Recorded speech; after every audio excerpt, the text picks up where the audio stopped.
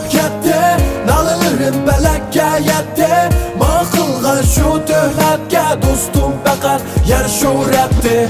Do'stlarim birlab ketdi, nalalarim belakka yetdi. Men qilgan shu tuhmatga do'stim faqat yarashurapti. Qarasam sen yana do'stim, zarsan sen yana do'stim. Unutmayın sen beni dostum, qaytib kelgan yanımga dostum.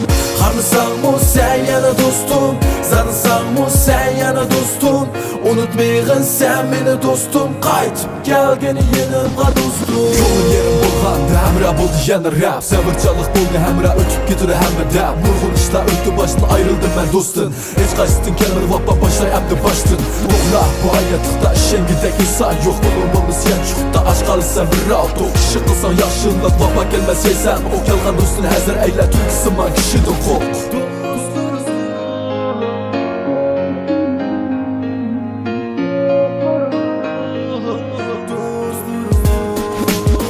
Dostlarım birlab ketdi, nalalarim falakka yetdi. Men qilgan shu tuhmatga do'stim faqat yarashurapti. Dostlarim birlab ketdi, nalalarim falakka yetdi. Men qilgan shu tuhmatga do'stim faqat yarashurapti.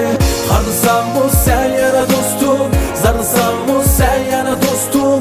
Unutmayın sen beni dostum, qaytib kelgan yanımga dostum.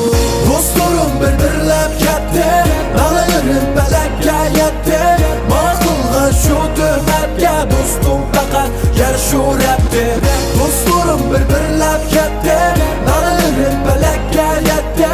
Men qilgan shu tuhmatga do'stim faqat yarashurapti.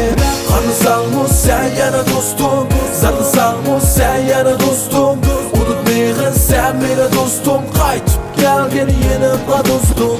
Qarasam sen yana do'stim, zarasam sen yana do'stim.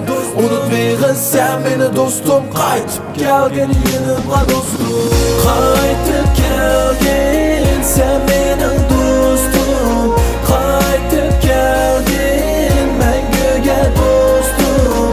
Qarasam sen mening do'stim, zarasam sen mening do'stim. Qaytib kelgin meniki do'stim, qaytib kelgin